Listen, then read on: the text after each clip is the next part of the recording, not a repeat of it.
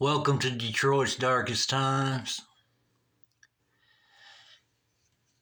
Today's episode is our opinions on the lottery. As it stands right now, the lottery is 1.1 billion jackpot.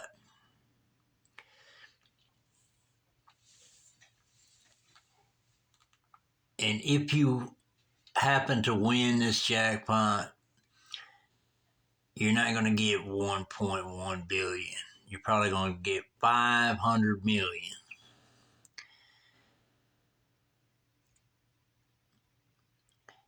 And then after the taxes, it's going to go down to like 300 million. So the reason I'm doing the episode on this lottery is because there's other YouTubers out there is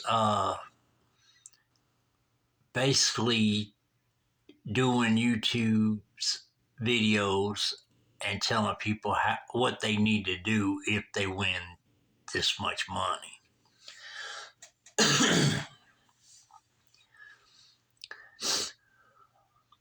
First of all, you need to know that anytime you come into a lump sum of money, you're going to have people like that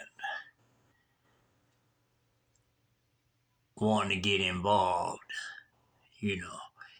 And then they talk about, to set up your financial future and everything like that. And if you win $300 million after it's all said and done, your financial future's already set. But most people would just like to get their hands in a cookie jar, And as over the years, there's been a lot of lottery winners, and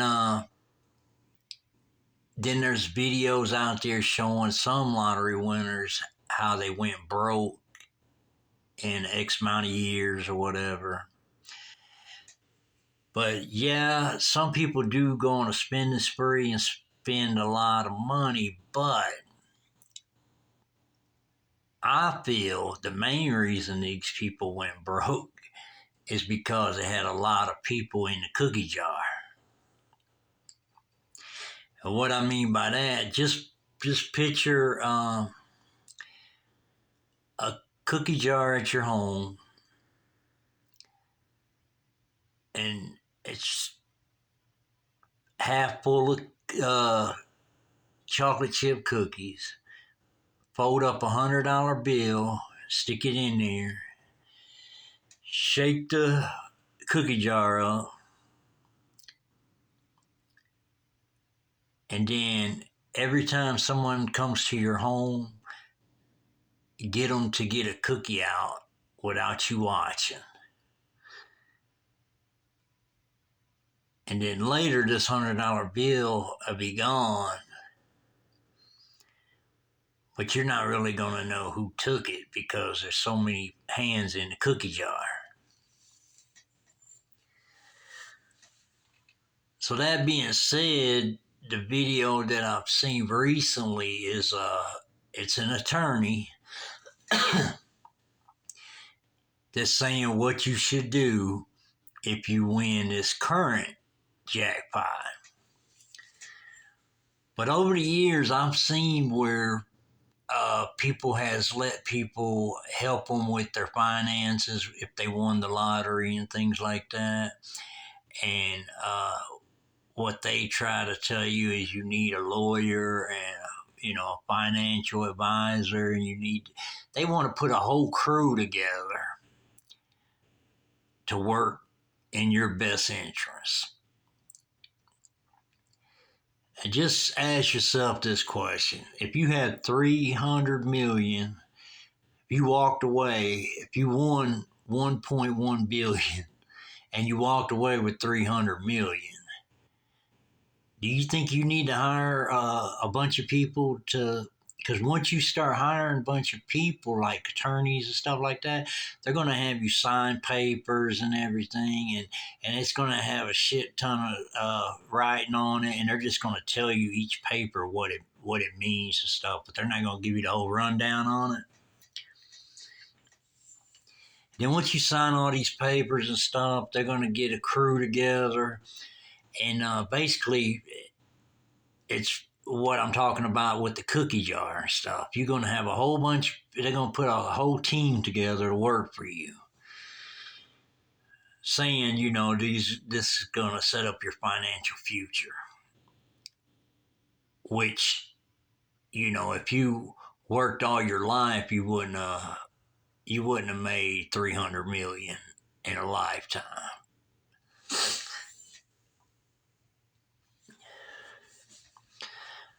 So if you give people access to your money besides yourself,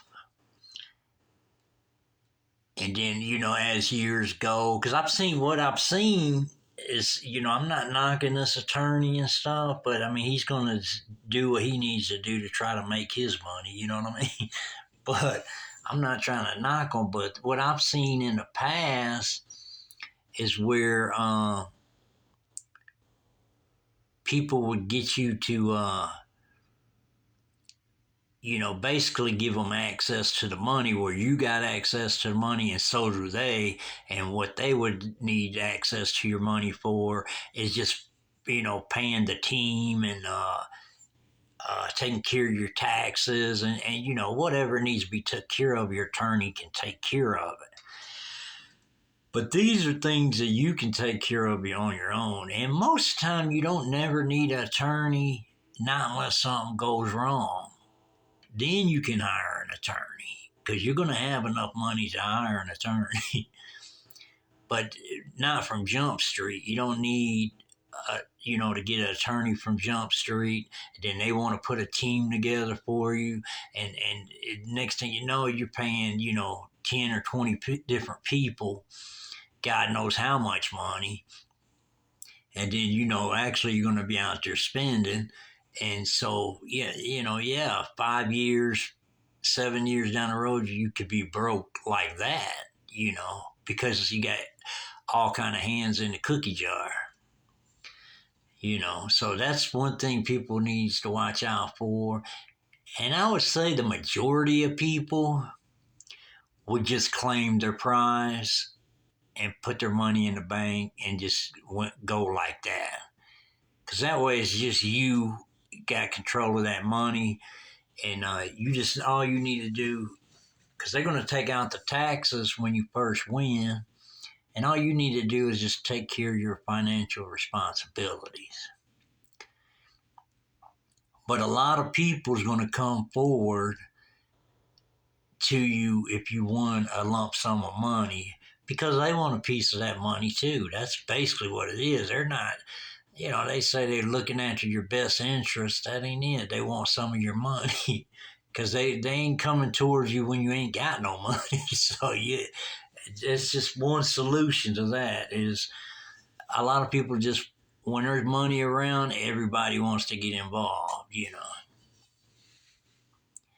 So I'm just saying, from my point of view, if somebody won that much money and came out with 300 million, I would say claim your prize, put your money in the bank, and then you invest it how you want to invest it. Because a lot of times they got investors that say, hey, I'm going to invest your money for you, and you ain't going to have to spend a dime of your money. It's just you're going to live off the interest of your money. And then, the next thing you know, money's going out the window and you ain't got no clue about. So if you want to invest in something, the best thing to do is invest in something you can see. Like if you want to buy some land and build some nice homes and just for resale, do like that. But you be the one in charge. And that way you can see where your money's going and you can see your profit that you're making and stuff like that. You just can't give people access to your funds, and then you know there's people that really knows how to make things look good on computer or on paper, but really they could be just using all your money as fast as you're using it. They're using it too. So the main thing on that is just people who want to get an attorney and a financial advisor and all that. That's on them when they get this much money. But I've just over the years I've seen so much fraud and corruption over the lottery, where people getting involved with people winning the lottery, and they're basically living off their money also. And then you got other videos that came out saying, these people won this many millions of dollars, and then 5 years later they were broke. It's because they wasn't the only one spending the money. Everybody else was too. So my suggestion is don't give people access to your money. As soon as you start signing a bunch of papers at an attorney's office and all that, you know, it's possible you could be broke in about 5 years, maybe 7 years. So I would be like this. If you're gonna win the money, would you rather somebody help you get broke, or would you rather be broke because you made yourself broke, not gave people access to your money and they helped you become broke? You see what I'm saying? So basically, that's one thing you got to watch out for, because there's going to be a lot of people. You come into that much money, there's going to be a lot of people wanting to, quote, try to help you make the right decisions and stuff like that. But I've just seen where a lot of people has got ripped off over the years, trying to do something like that, and come to find out your financial advisors and everybody else is living off of your money, and probably spending more money than you are. And this has happened many, many, many, many times over the years with lottery winners' money. That's why you can't, it's up to you if you want to put people in charge of your money, and they're saying they're gonna invest it and all that for your future and all that. If you got that much money, you're pretty much set. You can just handle your own finances. And then if something was to happen down the line and you need an attorney, then yes, you can hire your attorney and deal with it at that point. But just right off Jump Street, I don't feel like, somebody should do that, because I've done seen so many people get ripped off over the years over the lottery money.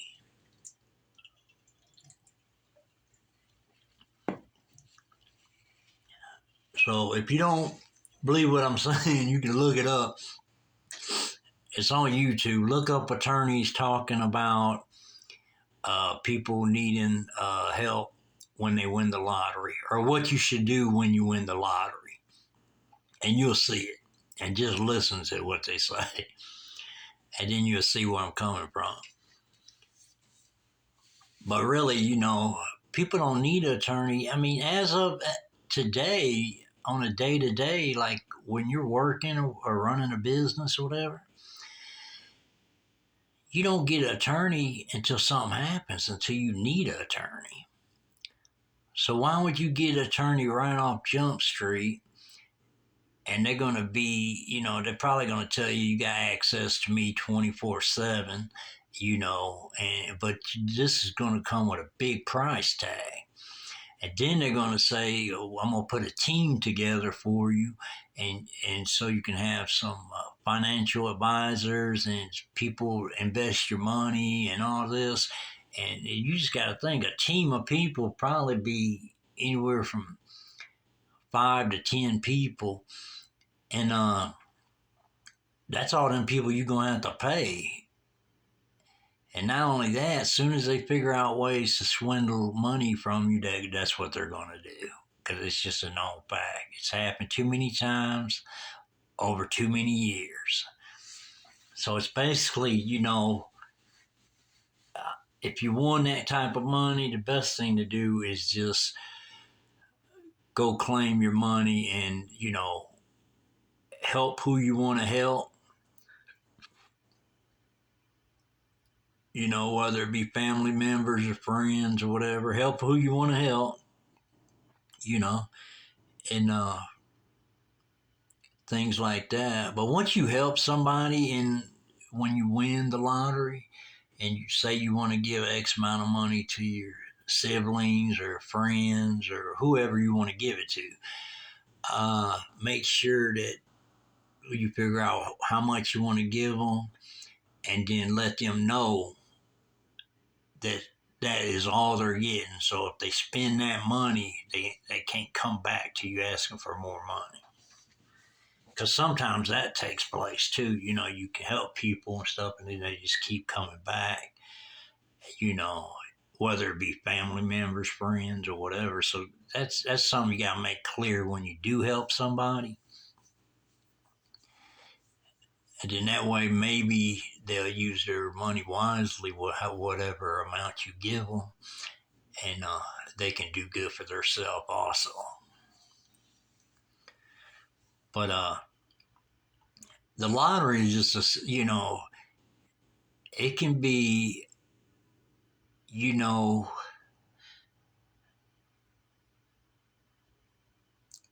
it can be good at some point, but then it could be bad at some point. So basically, you just don't want a whole bunch of hands in the cookie jar. If you win, you want to make sure you're the only person that's got access to that money. But if you go get your attorney and he has you sign a bunch of papers, one of these papers are going to be where they have authority to pay bills for you, and they basically got access to your money. So if you do that, and then you run dry 5 or 7 years down the road, and a lot of times they'll say, "Well, you just spent too much money, you bought too many things, and all that," but it, most lottery winners, they're not keeping up with how much they're spending because they got a lot, and then they tend to believe that they spent all the money. You know what I mean? When that's nowhere near the case because they've had so many people have access to their money. And it's been proven. This is just not something Detroit's Darkest Times is just coming up with. This has been proven, and you can look it up. There's been so many lottery winners in the past that's went through all their winnings by help of others, but at the end of the rainbow, they just make it look like it was just the lottery winner theirself that caused herself to come, to be broke. And that's just not the case. So, that's why you got attorneys right now with a jackpot being big as it is, you got them making videos saying what you need to do. And then they're saying don't sign in the back of your ticket. Then they're saying if it's in the middle of the year, don't even come forward. If it's toward the end of the year, just wait until January to come forward so you have the whole year to spend before you have to worry about taxes again.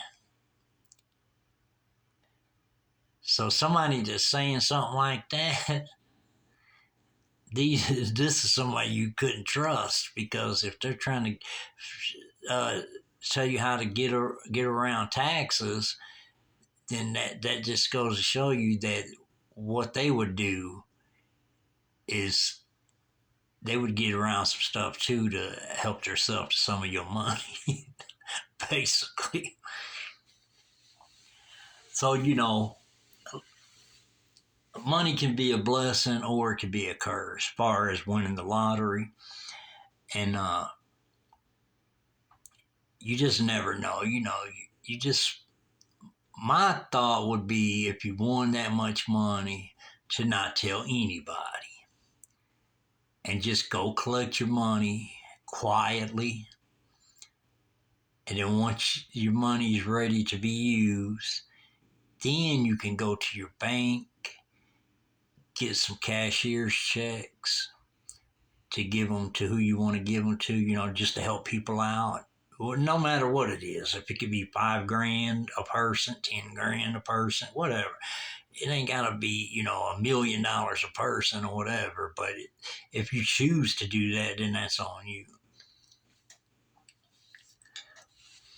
But you know, you can do all this yourself. You don't need nobody's help to do that. And then if something goes wrong, you know, why you have all this money, then you can always just hire an attorney to help you out on it. But you don't need to give people access to your money. You know, that'd be like right now you got your bank account, and some people have several bank accounts. But it'd be like you got your name on your bank account, and you just decide I'm gonna find 10 random people and see if they want to be a part of my bank account and then put them on your account. 10 random people, you don't even know them. You're just some people you run into. Do you think that's a good idea or a bad idea? Because basically that's what this attorney's telling people. He's saying, first thing you need to do when you win, don't sign your ticket. Second thing you need to do, he did say you could take a picture of, you know, a selfie with your ticket to prove that it is your ticket. Then he says, you know, put it in a safe place and stuff like that. And people who win, they might, I'd say they'd wait a week maybe, if that. But they're going to collect that money. They ain't trying to hold on no ticket, especially if they're in the workforce and just, you know, working and paying bills, stuff like that. It's just a never ending story. They ain't trying to hold on to no ticket for a long period of time. And I think you only have I think it's 180 days to claim the prize or something like that. So, you know, anybody that wins, I'm pretty sure they're going to get sign that ticket and go collect their money. And then when you collect your money, I have seen this in the past too. When you get up there and you collect your money and stuff, then they got a lot of other people that's there, you know, taking pictures, asking you questions. And then people are there also to try to jump on board with you, whether it be a lawyer, a financial advisor, whatever, or somebody that says they can help you through the process and stuff like that. All that comes with a fee. Nobody's working for free. So, you know, I just really feel like here at Detroit's Darkest Times, we feel like if you win money, just claim your prize on your own. Don't give people access to your money. Because you start going to the attorney's office, start signing a bunch of papers and stuff, and they're just going to hand you a paper and say, "Hey, this is just telling you this, this, and this," and then you sign it, and they hand you another paper. This is just saying this, this, and this, but it's, you know, you're not reading everything on it, and you sign these papers. Next thing you know, they got access to money, same as you do. And then their idea about putting a team together. This is where, you know, there's ways to, you know, get rid of some of the money and just say, this we paying this person, that person, we're taking care of everything that needs to be took care of, and you ain't got to worry about anything. You can just enjoy life. And your biggest worry is to do that, because your biggest worry is now you ain't got to do nothing but just spend money. Yeah, everybody else is going to be spending your money also. It's just a proven fact. You can look at the history of lottery winners in the past that's went broke over time, and but the on the videos it'll say this person just spent all this money and they went broke, but they're not saying the whole story. Like when you get a lot of people's hand in the cookie jar, the money's going to go fast. But if it's just your hands, you know, you just have access to 300 million,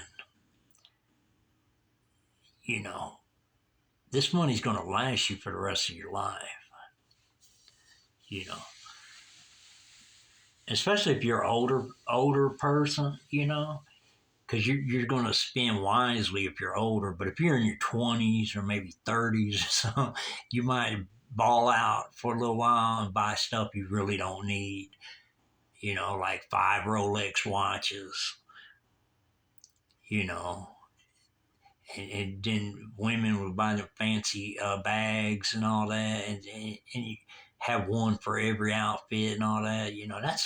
That's really carried away, you know. But only young, I would say, only young people would do that. Somebody that's in their 45s and up, I mean, they would buy some nice stuff, but they're just not going to buy a bag for every outfit, a watch for each day. And just this money just, you know, going to a bottomless hole, Because really, you got to have, no matter how much money you got, you know, whether it be 50,000 and up, no matter how much money you have, you got to be responsible with your money, you know. And the best advice I could give people is no matter how much money you got, I don't care what it is, low amount, high amount, whatever amount of money you got, just make like you got 25% of that money. And that's all you got. And just use that, you know, you're living off 25% of your income. Do it like that. Because say you got a real good job, you're making $30 an hour or better. Live off 25% of your money. And then you can thank me later, you know. Just make it like you're working at Hardee's or at Publix or something like that. If you got a real good job, and that's how you prosper to a big amount of money, and that's how you'll have a lot of money, you know. And some people know how to save. Some people know how to pinch pennies. Some people know how to, buy stuff on sale. And some people know what stores to go to where it's cheaper at and stuff like that. Some people watch where they buy their gas at and everything. So it really, all that plays a part in having some money in case something happens. And if you're just a regular worker and you got to have money for, like, if your car was to break down and you got to have it fixed, or you say you're a homeowner or you're buying a house, stuff like that, something goes wrong at your house, you got to have money to fix that stuff. So you can't just get paid and say, okay, I got $900 this week and just go through the whole 900. You can't do that. If you want to have some money for hard times and have money to fall back on, you got to save money, you know.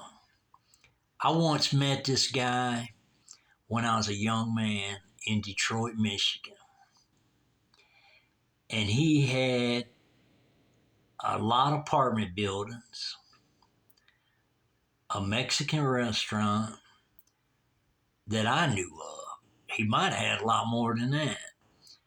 But anyways, I asked him as a young man, I said, how did you get the money to buy all these buildings and this restaurant and all that?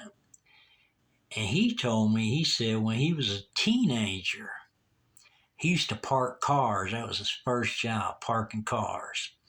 And he said when he was a teenager, for every dollar he made, he saved a dollar. Like if he'd make two, he'd save one, spend one. And he did that his whole life. And he said this is how he was able to purchase, and these apartment buildings wasn't real fancy or anything like that. They were in Detroit City. But it was rental property and he'd rent them out to, people. And back in them days, none of his apartments, if he got an empty apartment, like somebody moved away or something, he would fill it right away because he just always had a full house of tenants, stuff like that. And then he had the Mexican restaurant that did well over time, and that's what he did, So that's just the importance of saving money. And it just depends on how you want to live. Also, too, some people want to go way up, and then some people just want to live comfortable and say, look, if I got this, this, and this, and then got some play money, I'm good.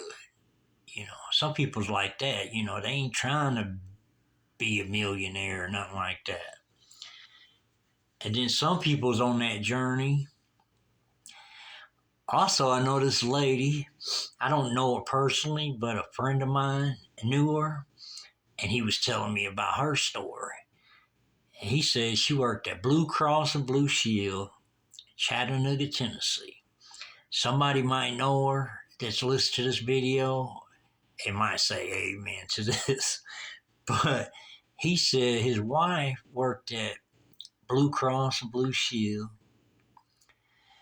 and her friends did, and they went there like out of high school, and then they worked all the way until they retired.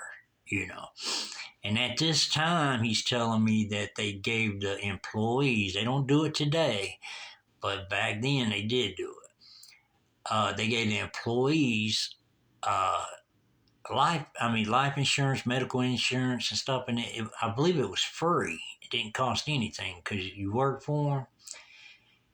And then I believe when you retired, you still got to keep that insurance. But what I'm getting to is my friend told me, he was telling me his wife worked there and her friends worked there. And he said, hey, man, my wife told me there's this lady that worked over there. And every day she ate macaroni and cheese. Every day. This is a cheap item to eat, macaroni and cheese. But she became a millionaire. Now, I don't know how many years it took her because she worked at Blue Cross and Blue Shield too, and they made good money over time, And but she became a millionaire by eating, macaroni and cheese all the time. And she was saving her money. Then I also know this lady. I don't know her personally, but I know of her. Just put it this way. She was a real wealthy woman, an older woman, and I don't know how she got her wealth. Actually, some people in Chattanooga, Tennessee, may have heard of this lady and may know how she got her wealth. But anyways, right off of Rossville Boulevard in Chattanooga, Tennessee.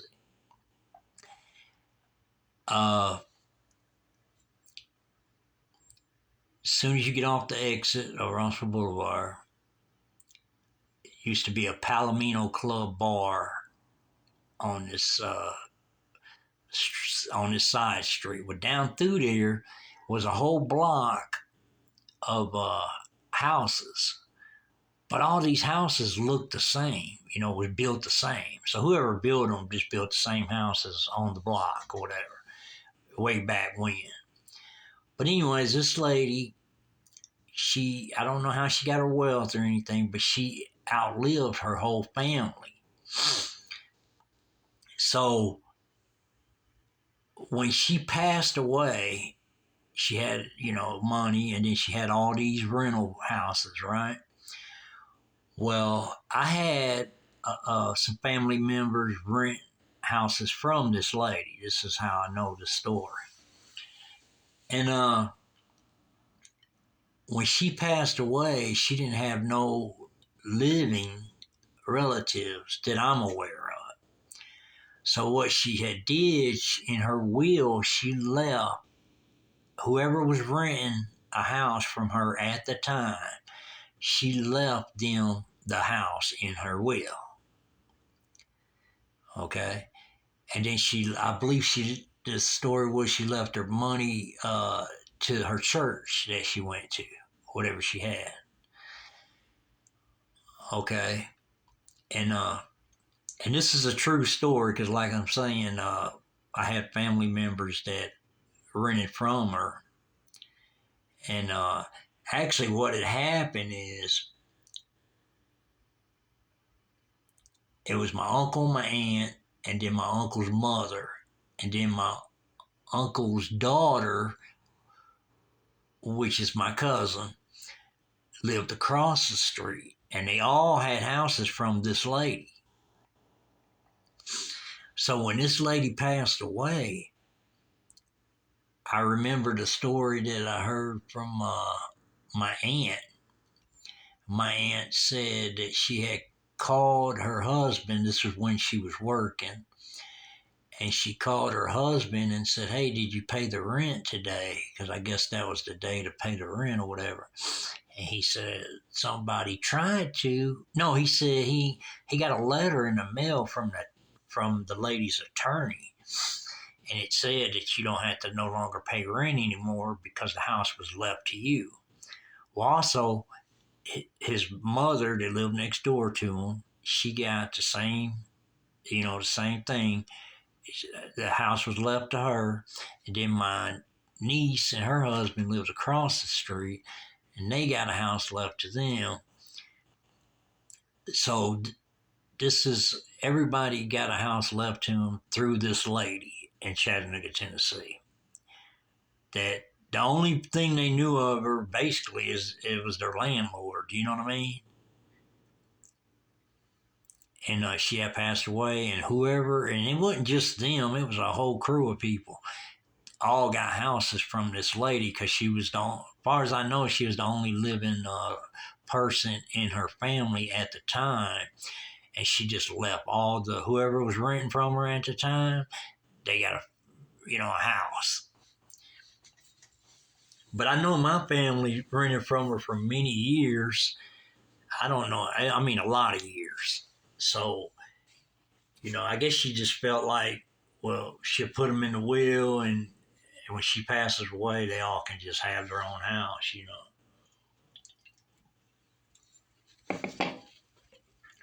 But when I heard that story, that was a cool story, for, that lady to do that. But, at least she did good by that, because if she